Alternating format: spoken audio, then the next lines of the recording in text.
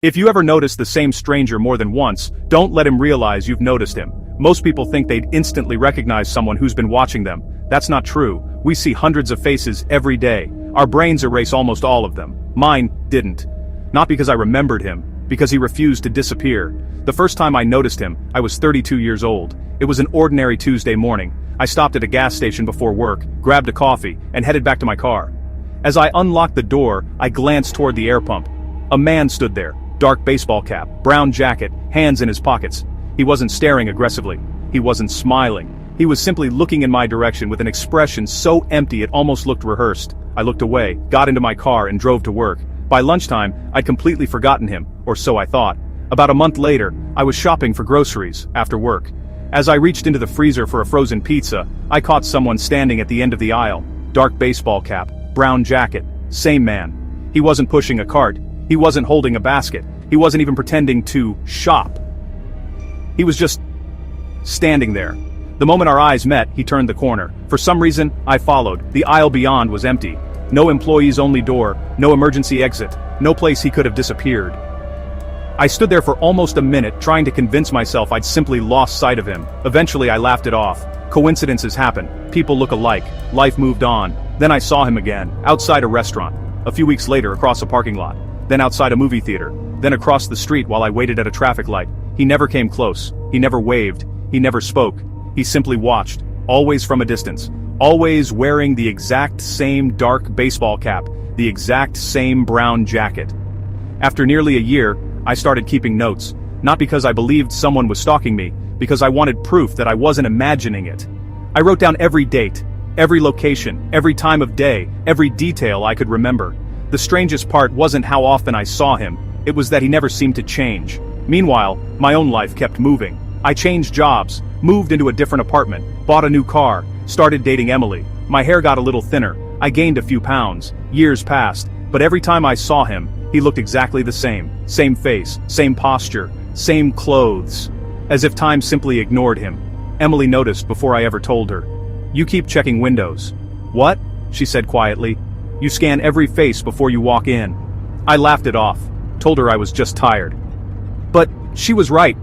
I wasn't looking at people anymore. I was looking for him. Eventually, I couldn't live with it anymore. I went to the police. The officer listened patiently. "So, this man threatened you?" "No." "Spoken to you?" "Never." "Followed you home?" "I don't know." "What exactly has he done?" I didn't have an answer. He'd done nothing. That's what made it impossible to explain. They filed a report anyway, mostly because I looked exhausted. Nothing came of it. Life continued. Months later, I visited my parents. My mother was organizing old family photo albums and asked if I could help scan them before they started fading. I expected an afternoon of nostalgia. Instead, I found him. At first, I thought I was imagining things. There was a picture of me at a county fair when I couldn't have been older than 8, cotton candy in one hand, a giant stuffed bear in the other. Standing near the fence in the background, dark baseball cap, brown jacket, the same man. My stomach tightened. I pulled out another album. Birthday party. There he was. School sports day. There he was. A family picnic. There he was. Christmas parade. There he was. Always in the background. Never standing with us. Never looking at anyone else. Only me. The oldest photograph had been taken over 25 years earlier, and somehow, he looked exactly the way he looked today. Not older. Not younger. Exactly the same. I spent the next several nights scanning hundreds of photographs, every album, every vacation, every birthday, every school event. He appeared far too often for coincidence, sometimes close enough to recognize, sometimes barely visible, but always wearing that same cap, that same brown jacket, that same blank expression. For the first time in my life, I wondered if he'd been watching me since childhood. That thought changed everything.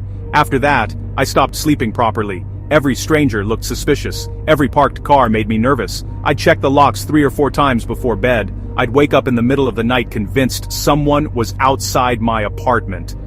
Emily begged me to talk to someone. Eventually I did. A psychiatrist diagnosed me with severe anxiety brought on by prolonged stress and obsessive hypervigilance. The therapy helped. A little. But it didn't answer the question that kept me awake every night. Who was he? And why me?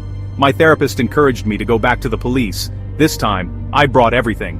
My journal, the photographs, dates, locations, old family albums. The detective who met with me didn't dismiss me. He spent nearly 2 hours looking through everything. Finally, he said something I'll never forget.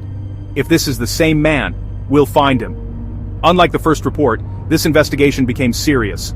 Detectives reviewed surveillance footage from places where I'd recently seen him. They interviewed witnesses, pulled traffic cameras, compared old photographs with modern facial recognition software. Weeks passed. Then one afternoon, they called. They had found him. He'd been living alone under a false identity for years, drifting from town to town. When they arrested him, he didn't resist. He didn't run. He didn't even look surprised. At the station, investigators tried everything. Questions, photographs, names, nothing. The man was mute. Doctors confirmed he had never spoken. They gave him paper and a pen. He pushed them away. He refused to write a single word. No explanation, no motive, no confession, nothing. The investigation never uncovered why he'd spent decades appearing wherever I happened to be. No evidence connected him to any crime against me.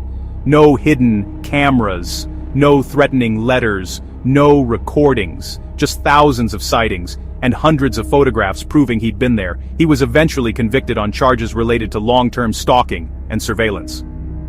After that, the sighting stopped. For the first time in years, I could walk outside without searching every crowd. I could sleep through the night. I could breathe again. But there's one question that has never left me. How could someone appear in photographs taken over 25 years apart, without seeming to age at all?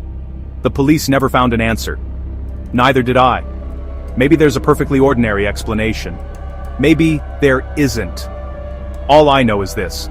A man watched me for most of my life. He never spoke. He never explained himself. And even now, I still don't know why.